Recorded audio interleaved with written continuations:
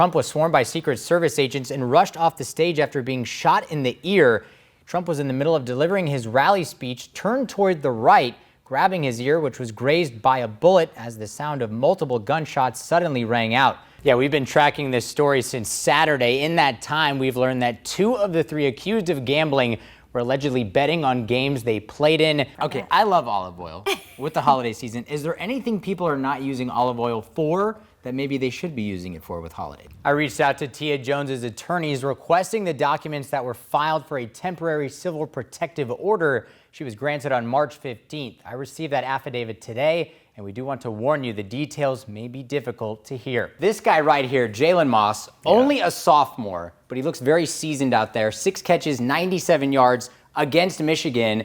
And as you said, doing it against Will Johnson, a guy we're going to see on Sundays. What are you seeing from Moss? City announced Paco Balderrama resigned from the position and will be officially leaving the department July 25th. The attack on the former president is sending shockwaves across the globe, and Central California's political leaders are responding. Every time I leave an appointment, it always looks good and fresh. So how do I maintain that? How do I make it look good even in the days after? Just 30 minutes before that game started, the floodgates opened on a gambling investigation into the men's basketball program. Now to a developing story on the high school gridiron. What started as a celebration for Central Unified turned into chaos at Kalikian Stadium. What did you do last week? That question was in an email from the Trump administration's Office of Personnel Management. Like, you see the icing there? There you go. Yeah, pretty good, right?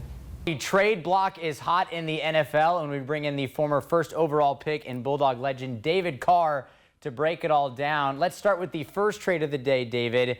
Davante Adams headed from the Raiders 2-4 to the 2-4 Jets to be reunited with Rodgers. Your initial reaction? Autographs to benefit the Fresno Rescue Mission. Those 2 Super Bowl rings Lester is wearing also have a Valley connection. At the helm of the silver and black from those titles in the 1980s, Sanger native Tom Flores. All right, as we head into the new year, it is Central Section basketball time here in the Central Valley. We've got 2 of the stars from 2 of the top 2 teams in the Central Section. Sadie Sin from Clovis High, Alexis Willis from Clovis West. You can't tell by his constant smile. Keep it normal, not feeling different. But Gabriel Garcia's day-to-day is anything but normal. And he still lives every day like nothing's wrong with him, you know? As a wrestler at Sunnyside High in Fresno, Garcia injured himself at practice one day. It just kept getting worse and worse, and I started losing the movement in my arm, and I finally decided to go to the doctor after like a month. A simple checkup turned into a life-changing discovery for the 16-year-old. They had said it might have been cancer, and I didn't think nothing of it. A biopsy revealed Garcia had stage 4 osteosarcoma,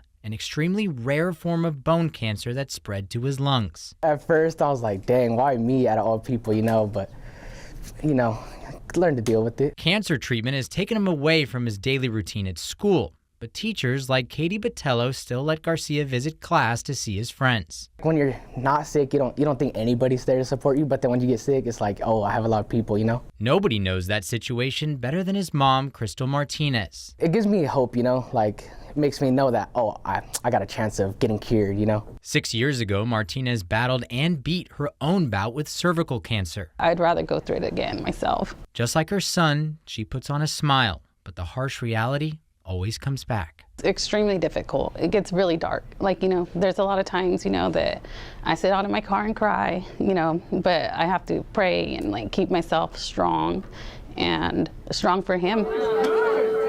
On this particular Friday, Garcia thinks we're visiting campus to talk about his journey. But what he doesn't know is there's a surprise in store.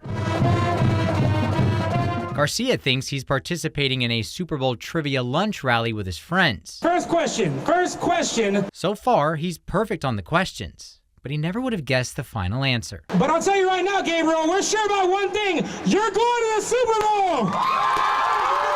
Thanks to the Make-A-Wish Foundation, Garcia has been granted tickets to Super Bowl 59 in New Orleans. I'm about to cry. In partnership with the NFL, Garcia is one of just 19 kids headed to the Big Easy for a once-in-a-lifetime 5-day experience. I thought they were lying to me.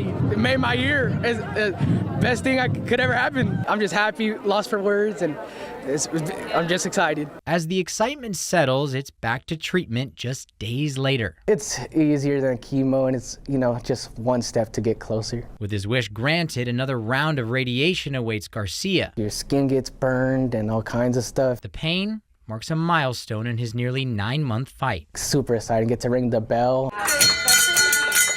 A sound signifying the final round of radiation. A sound giving a mother hope. And a lot of times he gives me strength. He's like, Mom, don't cry. For Garcia, the battle starts and ends with a smile. You don't want no one to see you sad and all that, so better make it look easy than hard. A hard lesson he's taking to the Big Easy to see the Chiefs and Eagles play for the Lombardi Trophy. For Good Sports, Alec Nolan, ABC 30 Action News.